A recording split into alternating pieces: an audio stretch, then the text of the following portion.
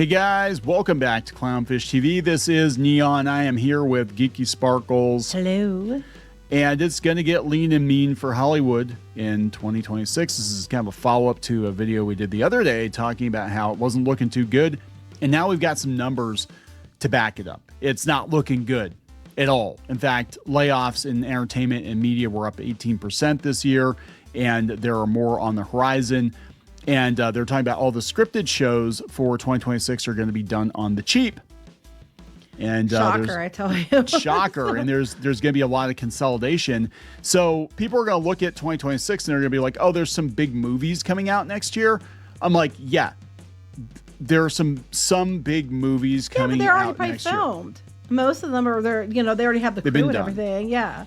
But beyond that, not everybody that works in Hollywood is going to be working on Doomsday, right? Mm-hmm. I mean, there's so many people that work in Hollywood that work on, you know, sitcoms and scripted shows and all that stuff, and they're really cutting back on the budgets. They're cutting back on the episode counts. They've been cutting back for a while, and I think they're realizing that people are going back and watching old stuff. They're content with 9-episode seasons, which is weird. 6-episode seasons. We used to get, 26-episode seasons, and just not as many people are needed.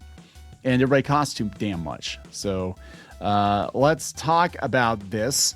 We survived until 2025, and now 2026 is going to be not so great for a lot of people, unfortunately. Unfortunately. So before we get into it any further, please subscribe for more pop culture news, views, and rants, guys. You'll get a woohoo if you do. Woohoo! Go out to more.clownfishtv.com. That's more.clownfishtv.com. For more Clownfish TV, we got podcasts. We're going to be doing more podcasts going into 2026. So this is coming from The Wrap. There's actually a couple articles, and they actually go together pretty well to paint a picture that's not looking too great.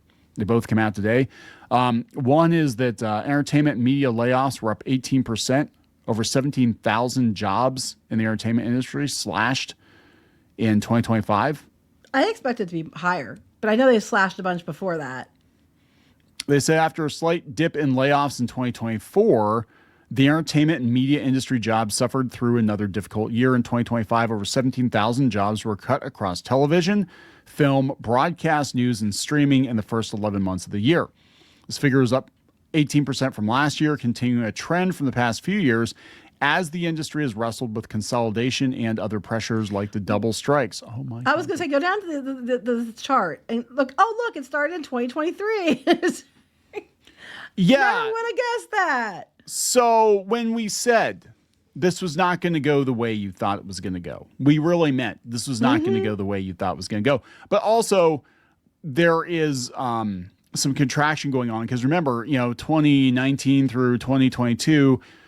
We had COVID and we had the streaming wars, and everybody was hiring to make as much content as they could because they thought the more content you shit out, the more people would subscribe to your service. And a lot of that stuff was subpar and overpriced and cost them billions of dollars. And then they just started throwing people overboard because they're like, we don't need as much. No. One popular show is worth 100 shows that nobody watches. Just from 2022 to 2023, I mean, that's like 7 times.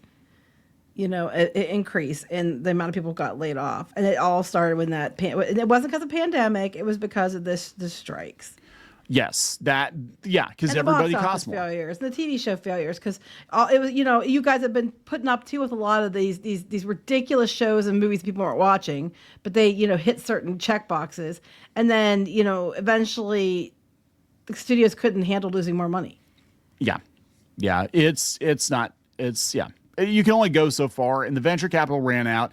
In 2022, 2023 is about when the tech bubble burst too, and like Silicon Valley Bank and all that stuff.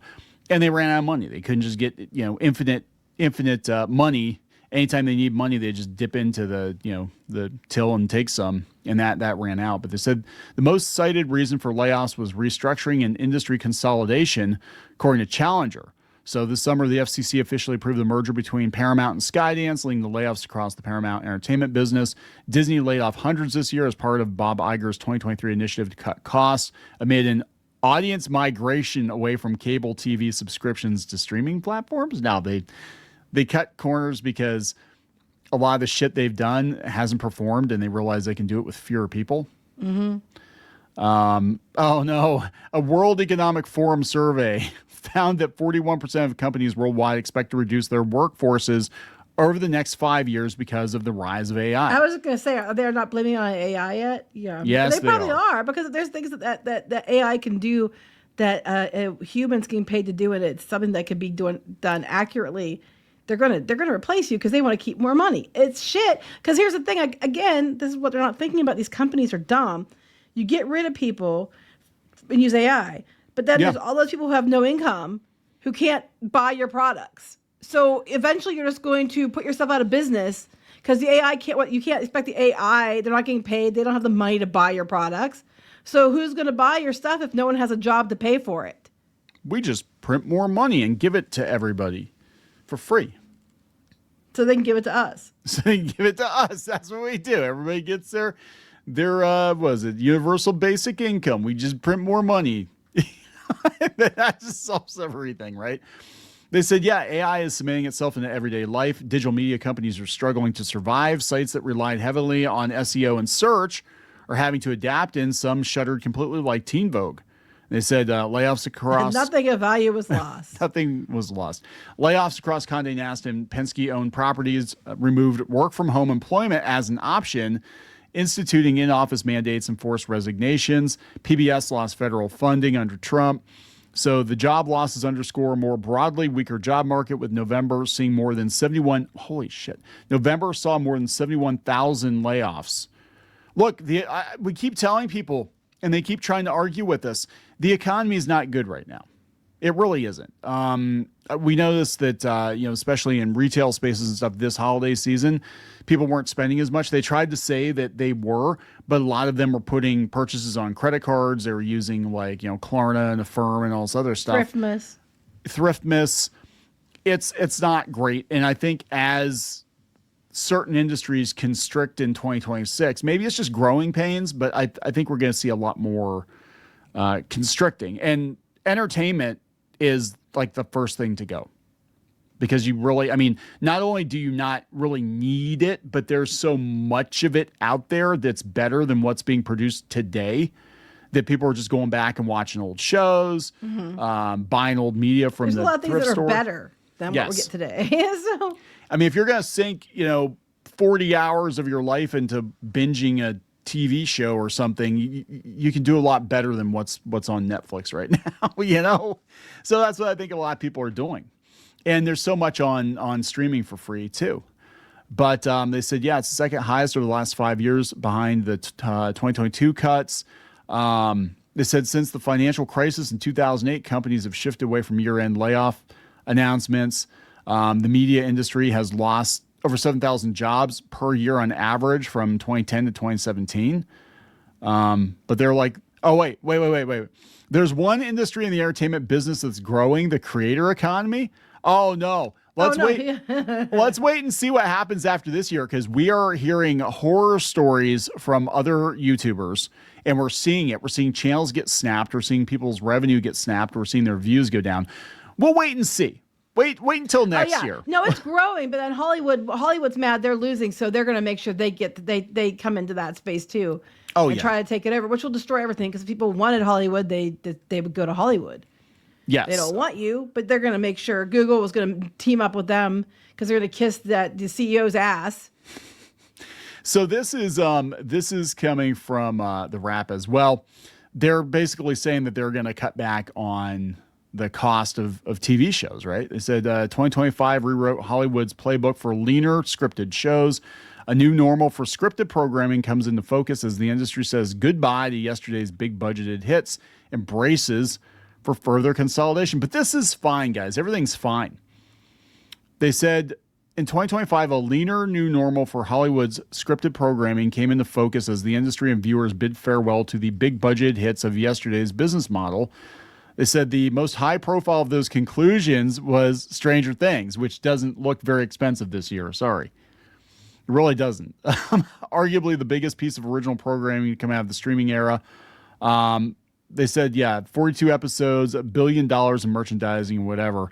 But they said it ends this year, and they said the timing is almost poetic, given that a project of that scale based on an original idea will be much harder to replicate within Hollywood's new set of rules. And that's Hollywood's problem.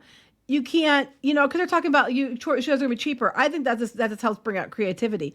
But their new set of rules needs to embrace new ideas. That's the problem. They keep trying to spend these big budgets on rehashed bullshit, and it's not doing well. You need, if you're going to spend money on things, it could be a lower budget, but an independent show is probably going to take a lower budget. And you're going to need to find the next creative but good show that could be done at a reasonable amount of money. Yeah, and that's just it. And that's like when we had the whole period of time where like the most watched shows were reality shows, and that came about because of the strikes in 2007.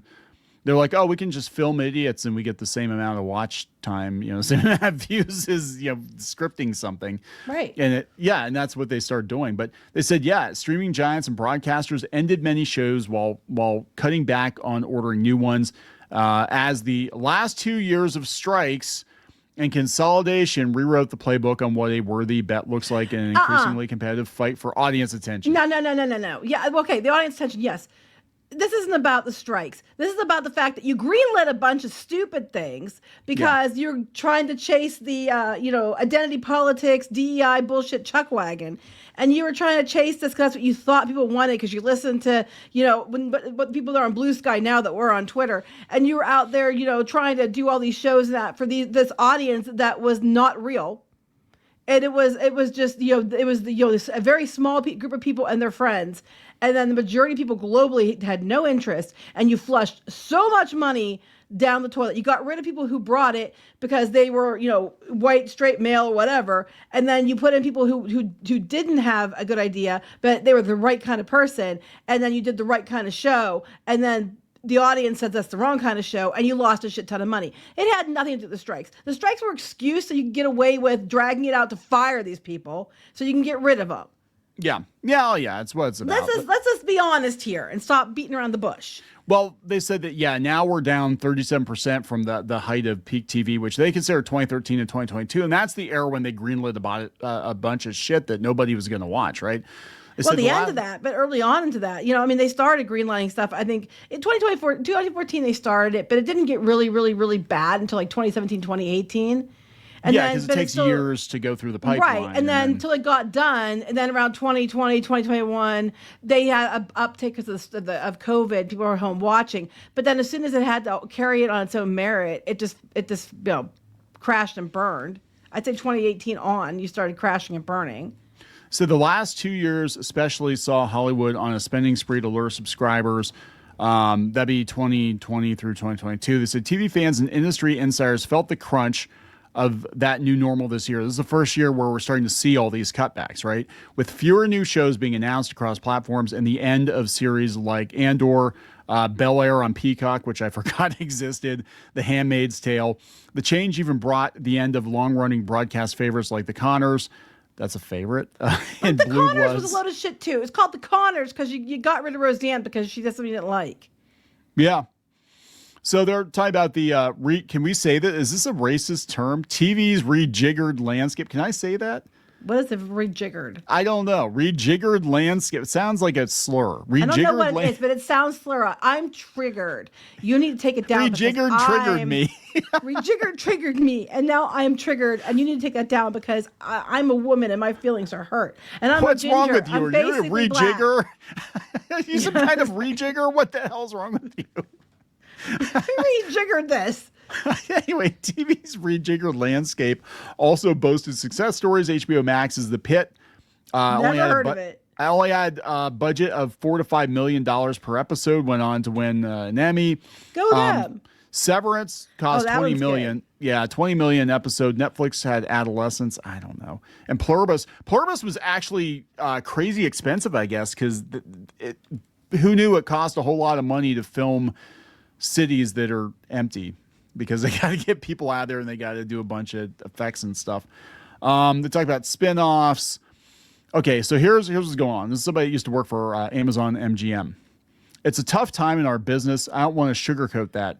But at the same time, I don't think it's all doom and gloom. Basically, you're going to have to make cheaper shit, but they're not going to make your LGBTQ Tumblr fanfic into a multi-million-dollar cartoon show. It's Here's not the thing, gonna happen. too. It's not all doom and gloom. It says a former Amazon MGM Studios executive and longtime film and TV producer who's probably going to have work. Yeah.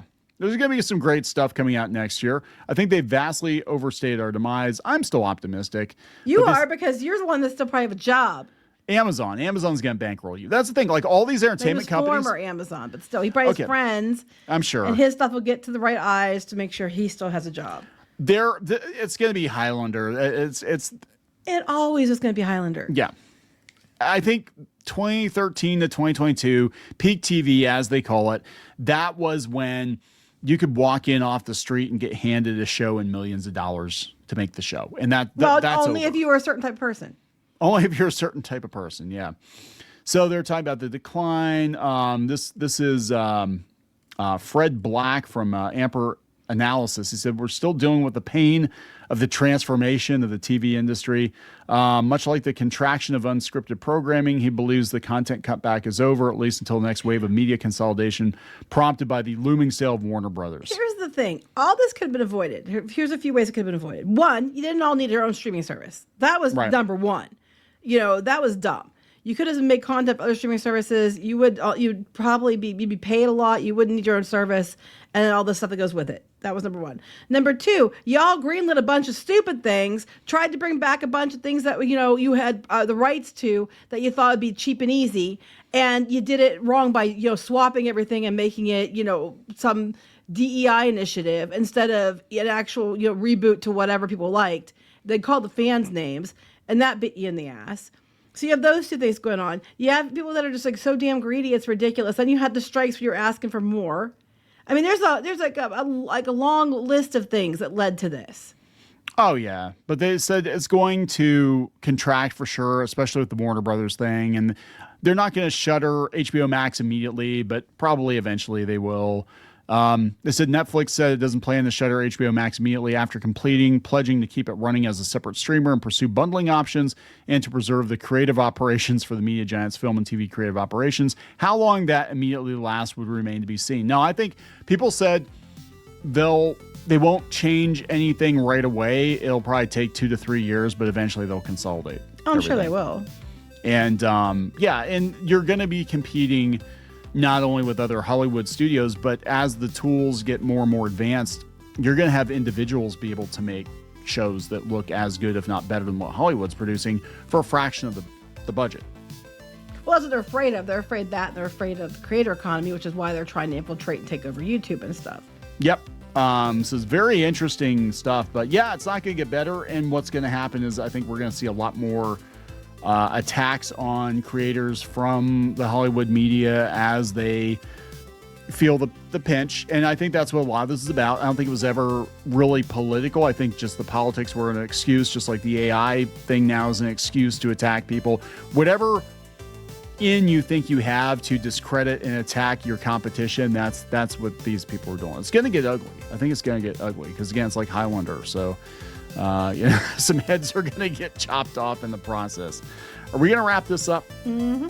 Please subscribe for more pop culture news, views, and rants. We'll talk later. Bye.